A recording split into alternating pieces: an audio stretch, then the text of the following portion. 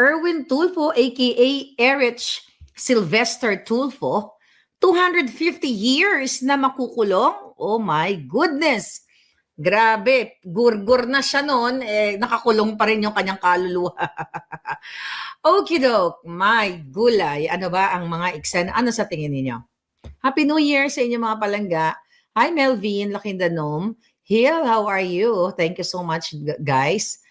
Ayan, si Cesar, ang dami-dami nyo. But anyway, doon na tayo sa ating topic. So kagabi pinag-usapan natin, the other day actually, in-expose natin ang dokumento na kung saan nagpapakita, nakita nyo na nasa Boljakan Facebook page natin, ang dokumento na kung saan ay binawi ng US government ang passport, ang passport ni Erwin Tulfo at kilala siya sa America, well, I don't know kung kilala siya dito sa Amerika, no? Baka yung pamilya nilang nakakaalam nito at itinago nila itong baho na ito for since 1996. All right? Since 1991 actually. Kasi kung sa mga kapapasok lang, tandaan niyo po na binawi ng Department of State or na na booking, okay?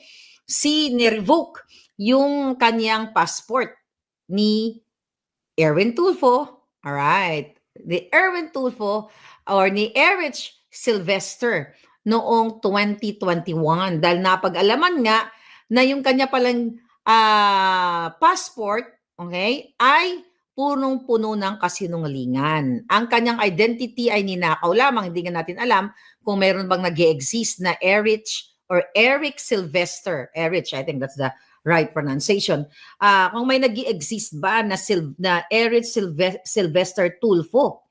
Kasi di ba mga kababayan, so talagang patuloy niyang ginagamit yun. Tuloy-tuloy niyang ginagamit simula nung na-acquire niya yung US passport na yon dahil nga 1991, since 1991, nagpanggap siya na siya si Erich Sylvester Tulfo. So from 1991, nung nag-apply siya ng US passport, ilang taon na yon? 91, 2001, 2091, 2000, 2011, 2021. Yun nga, 30 something 30 years.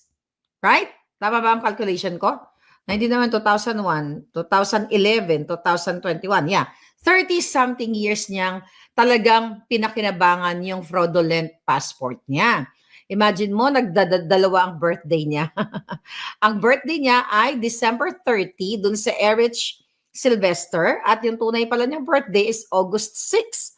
Alam mo yon? August 10 rather. August 10 at ipinanganak siya sa Leyte, mga kababayan. Ano ang inyong dito? Ang inyong tingin, ilang taon ba siya makukulong? Imagine mo, dalawa birthday, December 30, 1965, na ipinanganak daw siya sa Hawaii. Then August 10, 1963, sa Tacloban, Leyte siya pinanganak. Kaya naman nabukelya siya. Ngayon, mga kababayan, gusto niyo bang kilalanin natin si Erwin Tulfo? Okay? Kagabi na-explain na natin to at tatalo na tayo dito sa mga violations ng inyong lolo. My God, Erwin. Ano na ang gagawin mo ngayon? Nabukelya ka na. Mamaya pag-usapan natin ang mga kasalanan ni Marcos Jr. na hindi siya gumawa ng due diligence, ang COMELEC, na dapat sana talagang ito ay maano na ito. Teka lang, may hinanap lang akong mga kaso na pinrepair ko. Alright, ayan, naka-ready na tayo. Mamaya basahin natin. Pero kilalanin muna natin siya. Bago natin pag-usapan yung mga violations na ginawa niya dito sa Amerika, sa bansang Amerika at sa bansang Pilipinas na actually pag pinagsama-sama mo yung punishment at iba-ibang mga kaso na pwedeng kaso sa kanya ng State Department, ng ICE, ng Social Security, later, yun nga, pag-usapan natin, aabot talaga ng 200 plus years ang kanyang parusa kapag siya ay na-convict or napatunayan na nagkasala, although yun nga, the fact na ni-revoke yung kanyang passport, ibig sabihin may basihan ang US government dahil nga nag-apply siya ng G2 visa, okay, noong 2021 at nilalagay niya sa kanyang application niya na hindi siya ipinanganak sa Hawaii, kundi ipinanganak siya sa Leyte, mga kababayan. So ito mas maano lang to, saglit lang. Pinakita ko to sa inyo, yung kanyang application, yung kanyang parang personal data sheet or yung about yung kanyang pagkatao. Actually, hawak ko yung buong pagkatao ni Erwin Tulfo. Okay? Hawak ko ang pagkatao niya dahil hawak ko yung kanyang Appointments Review and Investigation Service Profile Investigation Report. Kung natatandaan ninyo, hindi siya na-confirm sa commission on appointment kasi nga ang binabalita lang ng media noon ay US citizen siya. US citizen at hindi siya pwedeng ma-appoint. Tapos ang binalita lang doon na nag-enlist siya sa military, so yun lang ang hindi natin alam. Pero lingid pala sa mga mata natin sa buong mundo na ito pala si Tulfo ay gumamit ng pangalan na Erich Sylvester Tulfo. Okay? So sino ba siya? So napag-alaman natin dito sa personal data sheet, ito nga yung pinakita natin kung gusto niyo makakuha nitong mga papel na ito, ipopost natin to after natin mag-vlog doon sa Boljakan at saka sa Maharlika Network sa Facebook. Okay? Now what? Personal and family background, kilalanin muna natin siya kung dapat ba siyang makulong ng 250 years. Diba? So kilalanin natin siya. Siya ay, yun na nga, nakalagay dito, birthday, August 10. So, August 10, 1963. So meaning, based on that documents na ipinakita natin sa inyo at pinost natin sa Facebook page, yung tungkol sa revocation ng kanyang passport, nagmamatch yung kanyang birthday. Di ba? Nagmamatch. Na ang real birthday niya is August 10, 1963, which is yun ang nakasulat doon sa papeles na ipinakita natin. So siya nga ito. Kasi dito sa kanyang profile investigation report ng Congress, nagmatch ang kanyang bonggang-bonggang birthday. At married to former Rizalina Aquino, hindi natin kilala. At meron siyang 3 anak dito sa girl lalo na to. I-ano na lang natin, forward. O, syempre, ang anak dito, kinship and other government officials, so mga kamag-anak sa politika o sa government. Alright? So, andyan si Rafi Teshiba. Ayan nila. Teshiba, hapon ba nanay nila? Anyway, ayan si Jocelyn Tulfo, si Ralph Tulfo. Itong Jocelyn at Ralph Tulfo, di ba? Anak to, si Rafi, si Jocelyn, mag-asawa, din sa yung Ralph Tulfo, anak nila. So imagine mo, sama-sama sila. Ngayon, nandiyan na naman si Erwin dahil, si Tambaluslos ang gumawa ng paraan para makapasok sa dyan as one of representatives dyan sa kanilang party list. Now, mga kababayan, sino ba si Erwin sa buhay para malaman ng taong bayan? Siya pala ay nag-aral sa University of the East. Solid Maharlikan ako. Yan, may naalala ka ba? Okay, University of the East. Tapos nakalagay dito ay nagtapos siya noong 1996. Magtataka ka, no? Kailan siya pinanganak? 1963 siya ipinanganak pero nagtapos daw siya sa UE 1996. Mamaya nakalagay yun dito. The reason why, meron pa ditong chika, hindi chika, yung information, that's chika. Mayroon dito na i-fast forward ko na lang, kaya pala 1996 siya, nagtapos daw, isang kurso lang nakalagay dito kasi nung umalis siya ng Pilipinas, nasa na yung date na yon. But anyway, mamaya ko nabasihin. Basta nung umalis siya ng Pilipinas, akala niya graduate na siya. Meron dito explanation. Akala niya, I think 1980s. Noong 1980s, umalis siya ng Pilipinas, papuntang Amerika. Pagbalik niya ng Pilipinas, akala daw niya tapos na siya. Yung pala, may mga naiwan siyang mga back subjects. So, kinomply niya yon and everything. Kaya 1996 siya nagtapos. O, diba, Erwin, hawak ko yung ano mo.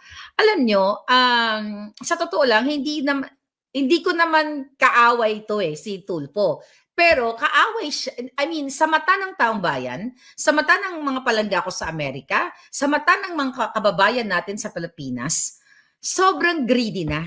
Kasi Erwin, 200 million ang iyong yung iyong SALN dito, ang inyong statement mo na you have assets 200 million, but hindi pa rin enough. Nagpaka-greedy ka pa rin. Hindi na sana to masisilip kung nanahimik ka na lang, pero talagang ang tao ay likas na greedy. Meron ka ng 200 million, may property, may condo, may condo and everything. 'Di ba? Napapaaral mo naman yung 10 mong anak sa iba't ibang mga girl lalo, wala naman kaming pakialam diyan as long as napapaaral mo yung anak mo, pero niloko mo yung taong bayan. Tapos ngayon tatakbo ka pa sa Senado. Tatakbo ka pa, hindi ka papayagan ng taong bayan na manalo ka. Kasi mga kababayan, mahaba tong vlog natin kasi ibibigay ko sa inyo kung ano yung mga nilabag niya o ano yung mga kaso dito na pwede niyang kaharapin dito sa Amerika. Ang career niya, ayan, present position, yun nga, DSWD, ayan, Secretary, Department of Social Welfare and Development, Building Batasan, okay? Significant past position.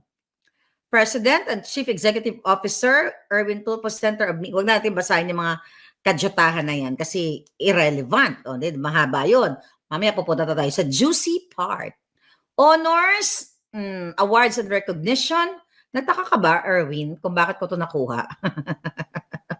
Alam niyo naman mga puting ahas ko, gumagapang yan. Kaya magtino kayo, mga buwaka ng ina ninyo. Huwag nyo nang antayin na i-forward ng puting ahas itong mga dokumentong ito, mga personal ninyo na buong buhay imuhubaran natin ngayon si Erwin.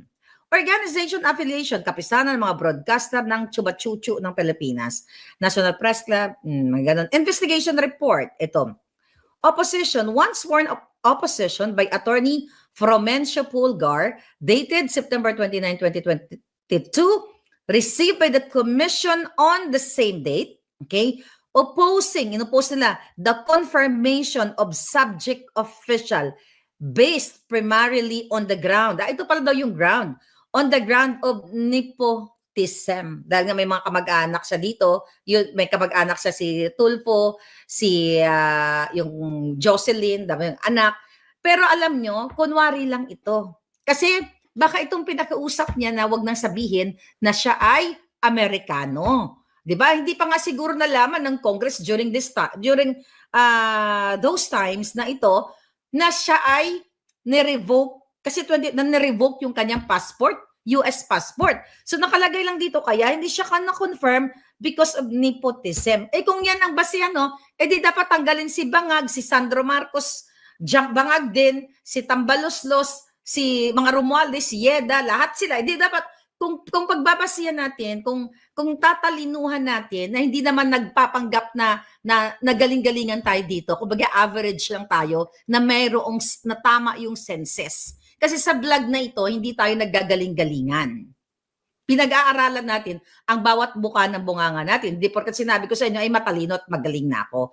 Hindi lang tayo naggagaling-galingan at hindi lang tayo nagtatanga-tangahan dito kasi kailangan malaman ng taong bayan kung ano ang nangyayari sa inyong lupang minamahal. Here we go. Okay, on the ground of nepotism, alleging that the proclamation of Mr. Raffy Tulfo as Philippine Senator constitutes nepotism in its generic sense in the appointment of subject official as cabinet secretary, thus, delikadesa should operate. Ang dami magkakamag-anak dyan, tignan mo, di ba? Sabi ko sa inyo, etchos lang to. Kasi ayaw ilagay, siguro nga, sinabi ni Lisa Tanas o ni Bagag Jr. na may pananagutan na nag-appoint siya ng fraudster like him. Nepotism, ang daming magkakamag-anak, di ba? Lahat sila dyan, magkakapatid, mag-asawa, and everything. Anyway, darling, here we go. Eto hubaran natin ang buhay ni Tulfo, ni Erwin Tulfo. Organizational, nabasa ko na pala yun, paulit-ulit, may ikolaliya si Inday. Alright. Income and net worth findings. Erwin, napakayaman mo na eh. Marami ka ng pera na pwede ka na sanang manahimik, nag-broadcast ka na lang, hindi ka na pumasok sana sa gobyerno kasi fraudster ka. Alam mo, in the first place, na gumamit ka ng pangalang Erich Sylvester Tulfo. Na hindi natin alam kung nasaan na yung taong yun. Ginorgor ba yun? Pilipino ba yun? We don't know. Kapatid mo ba yun? Na ginorgor mo? Pwede tayo mag-speculate. Diba? Kung ano nangyari doon kay Erich Sylvester Tulfo na ginamit ni Erwin Tulfo yung kanyang identity para magkaroon ng US passport, para magkaroon ng benepisyo sa Amerika. Ang dami, magkaroon ng bank. Mayroon siya, ang dami niyang nilabag. And let's go there later. Pero ito muna, pag-uusapan natin yung kanyang income. Ito, subject officials, net worth rose, okay? Imagine mo, ang kanyang SALN 160, ito, 160,423,685 in December of 2018. So, noong 2018, 160 million ang kanyang pera. Alright? Then, naging 224,591,642 noong December 2021. So, ano to? 18, 19, 20, 21. So, ilang million ang nadagdag? So, 160, 224, 60 plus 20, 84 million. Imagine mo. In span of 3 years. Pero actually, payat ito eh. Nadagdagan ang kanyang asset, ang kanyang kayamanan ng 84 million pesos. Pero barya lang ito. If you compare sa mga talagang matagal nang nangangawat dyan sa Congress. But for the heck, babasahin ko to sa inyo ng bonggang-bongga. Okay? So, in December 2021, or a net increase, tama ba computation ko? Did I say 80? 64 lang pala, sorry. 64,167,957 per his submitted affidavit on assets and liabilities 3 years from 2018 to 2021. However, his cumulative professional income after income tax here is submitted BIR annual income tax returns for fiscal year 2018 to 2021 amounted only to, ito, kabog sa banga. However, sabi dito sa kanyang report, however, his cumulative professional income after income tax per his submitted BIR annual income tax returns for fiscal year 2018 to 2021 amounted only to 4,149,288.85, resulting in an unaccounted increase of 60 million. Putang ina. Actually, hindi lang si Tulfo to. Ang dami yan kung gagawin ng tama, kung talagang gagawin ng mga taong nasa gobyerno, kaso wala na tayong kakampi, kaya nga nananawagan tayo, you have to move now, you have to speak up day. So, sa BIR, ang kanyang declaration, ang kanyang tax return ay 4 million lang ang kanyang accumulative income. Pero ang income niya nadagdagan ng 60 million, saan hidugot na kamay ni Satanas? Ang 60 million pesos. Okay? Then sabi dito, it is noted that his annual tax return for the year 2018 was filed on May 15, 2019 or a month beyond the April 2019 deadline. Wala tayong problema, late taxes, okay naman yun. As long as magbayad ka ng penalty, ako, ginawa ko rin yan. Okay, but I paid, late fee. Ganun yun, di ba? Anyway, sabi niya dito, he was assessed a penalty of 10,000 for the filing which was duly paid naman daw. Okay, that's good. Here we go. Pursuant to the train law, the BIR issued on January 23, 2019, Revenue Memorandum Circular number 17, 2019, which introduced a new tax form. Wala na yan. Wag na natin yan, mga very technical. Yung importante lang yung matiintindihan natin ng mga common tao. Okay, net worth as of December 31, 2021 is 224 million plus barya-barya. And net worth as of July 30, 2022, naging 211 million. So gumastos siya ng 13 million. So hindi natin alam kung saan niya dinala yung 13 million. Okay, records check. Ayan. No pending case. Wag na to mga to. Alright, wag na to mga to. No money. Okay, wag na yung mga ganyan. Alright. Here. Supreme Court records disclosed that subject official is Erwin Tulfo or aka Erich Sylvester Tulfo. Okay, meron pala siyang 4 counts of libel na siya ay na-convict. Okay?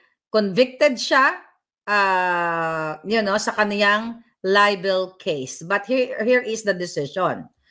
All right, here we go. Supreme Court records disclose that that subject official, which is Erwin Tulfo, was the principal accused in 4 counts of libel as defined and punished under Article 353 of the Revised Penal Code, filed before the Regional Trial Court of Pasay City Branch 112, docketed as criminal case number 991579 to 991600. Information disclosed that he, together with his co-accused, were subsequently convicted for the offenses charged. Grabe, convicted na, parang si Franz Castro, no? Convicted na, nakakapasok pa rin sa gobyernong punong-puno ng magnanakaw. Okay, on appeal, co-accused for the offenses charged. On appeal, the Court of Appeals 8th Division affirmed the judgment of Pasay RTC. Thereafter, subject official and his co-accused filed a petition for review on certiorari under Rule 45 of the revised Rules of Court before the Supreme Court. The Supreme Court, 2nd Division, speaking through Associate Justice Presbiterio Velasco Jr., affirmed that the decision of the Court of Appeals, but, ayan, na-modify yung penalties. Modified the penalties insofar as the award of actual and exemplary damages. Luto na yung sinaing ko. Tumunog kasi nagugutom ako. Anyway, exemplary damages are concerned. So, that answers kung bakit hindi siya nakulong. Kasi, yun na nga, minodify, siguro nakiusap siya, na magbayad na lang siya ng actual damages. Here we go. So, the cases arose from the subject official's defamatory articles published in Remate. Ito pala yun, kaya siya na tawag dyan, na convict, accusing complainant Attorney Carlos Dingso of wrongdoings being an extortionist, a corrupt public official, All right. Now, other significant findings. Ito, parang sinabi niya na yata ito. 9 of 10 children, ito pala yung anak niya, 9 of 10 children, 7 boys and 3 girls, 7 boys and 3 girls, okay, hindi niya pala to anak, mga kapatid niya pala to, magkakapatid sila. Family background. So, 10 silang magkakapatid. Okay? Huwag na natin basahin yung tatay niya, his mother, si Redad. Gusto kong basahin kung ilan yung anak niya. Alright. Surviving, subject, official, Likewise, yung mga ex niya, huwag natin yan, hindi yan importante. Irrelevant yung mga ex na yan. Okay? Ansan na to? Okay. Okay. Reportedly, Erwin Tulfo is a whiskey drinker. Kaya naman magkasundo sila ni Bartek, Lisa Tanas, kasi ang pinangmumumog ni Lisa Tanas sa umaga kung di wine, whiskey. Kaya naman pala, ayan, a whiskey drinker who enjoys a nightcap at the end of a very busy day, known to smoke at least 2 packs of cigarettes a day before he kicked the habit in 2017. O yan.